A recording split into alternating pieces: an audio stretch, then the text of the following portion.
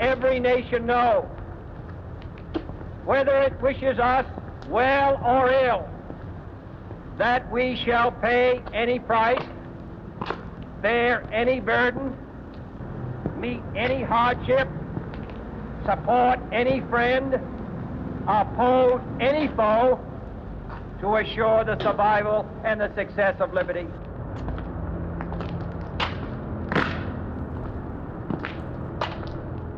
I'm confident, as I look to the future, that our chances for security, our chances for peace are better than they've been in the past. And the reason is because we're stronger.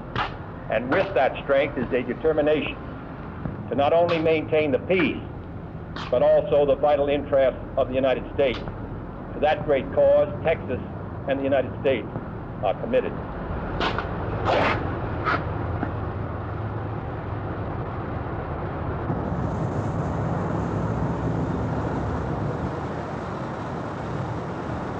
Just walking down here today, I was familiar with the setting, seeing it on a map and seeing it in a movie, and just looking at that the corner window up there, I just couldn't believe that's where an assassin's bullet came from. It was just hard to imagine. And right down here is where it all happened. Oh, down here? Well, we wanted to see where the location where this all happened. It's the first time we've been here since it has happened. So we decided we'd, you know, being we're down here, we'd come down and look it over. How do you feel being down here? I don't know, it's just a thing of the past now, but, you know, still think about it. And when my first trip was to Dallas, I stopped by, and the first thing I asked was, where was the president shot? They're a familiar sight in Dallas, the tourist wandering around Dealey Plaza and gazing up at the infamous window. The textbook depository is empty now, closed to the public. It wasn't always that way. A plow company erected the building in 1903. Its present owner, D. Harold Bird, bought it in 1937, and in 1960, the Texas Schoolbook Depository leased it until they relocated several years ago. A national businessman bought it in 1970 for $650,000. He planned to turn it into a private museum of Kennedy memorabilia until he ran into financial difficulty and failed to meet his monthly payments. Bird reclaimed it in 1972. The building is for sale again at an asking price of $1.2 million. There are a number of interested parties, but a combination of political and financial reasons makes the depository's future a mystery. I'm going to look pretty closely at anyone that I should sell it to. But I want to sell it. I want to get it off my hand. I wasn't known as the owner until I had it auctioned off. I would like for anyone who purchased it would use it in a way that wouldn't be a slam on Dallas. I want it to be something that would be put to the correct use without a lot of fanfare about the death of Kennedy, where they blame Dallas with having the right environment here for it. About a year ago, a group of us here in Dallas formed a group known as Dallas Onward. The basic purpose of this group was to express our opposition to the dedication of the Texas Schoolbook Depository as a national shrine.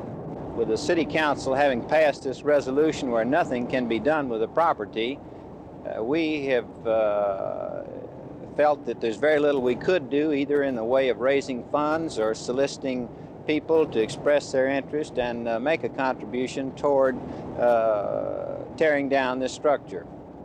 There are those who have other plans for the depository. Since 1969, Raymond Nasher has chaired the 9-member John F. Kennedy Memorial Commission of Texas, a group created by the legislature and appointed by the governor, whose purpose has been to develop ideas about how to memorialize the late president. The final decisions, after a great deal of conversation and research, is that the people want it preserved and restored.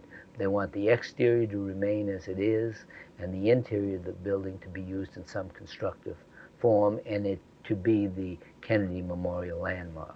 If purchased, then we believe that this should relate to a type of activity that would be in keeping with President Kennedy's interest. For example, In our considerations in the John F. Kennedy Commission, we've considered, of course, child care and child development centers, which he had a great interest in.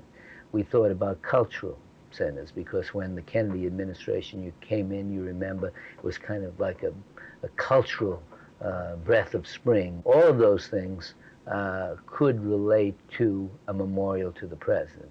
We feel of first importance is designating the Schoolbook Depository as the building for a permanent landmark and memorial, and then secondly, the development of that area in his honor and memory in some form. What we decided to do in the commission is to put these resolutions in form and send a letter. We're drafting a letter that I'm sending out to each of the legislators themselves and asking them to reply to us as to whether this is positive or negative as far as their concern is.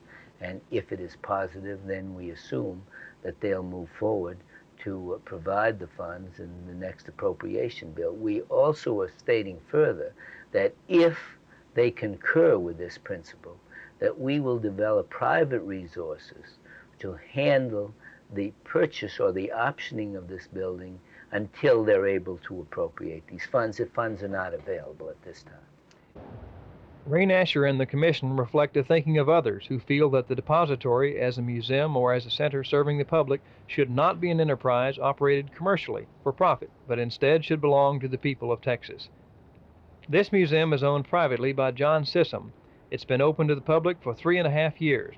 According to Mr. Sissom, the theme of the museum is the death of a president and the reaction of the people. The walls of the lobby are lined with enlarged front pages of newspapers announcing the assassination and the events surrounding it. One section includes a variety of jewelry and books for sale. $1.50 admits an adult, 75 cents for children, to a narrated slideshow entitled The Incredible Hours, a recreation of the assassination and a brief description of the president's life. The models took 18 months to complete, and the program operates on an 82-channel computer readout system. When you leave, if you'll exit to your right, you'll go back to the lobby through an exhibit hall. In the exhibit hall after the presentation, the visitor can see police photographs, a rifle like the one found in the depository, copies of speeches, Kennedy paintings, and assorted historical documents. Mr. Sissom said that he will continue to collect significant material about the late president with the museum proceeds. Like the Kennedy Memorial Commission, the City of Dallas is also concerned about the future of the depository. Earlier this year, the city tried to get the building placed on the National Register of Historic Places. This would have entitled Dallas to federal funds to buy the depository, if the city wanted it. The State Review Board denied the request, saying the depository did not meet the criteria for designation as an historical site. So the city is now taking a different and broader approach. The City Planning Department's Director for Urban Design, Wei-Ming Liu, has been supervising a study which will include a future for the depository. I think we need to look at the whole area and not just the Schoolbook Depository, rather than the whole district, its significance to the area and its potential. We don't have any specific uses as such.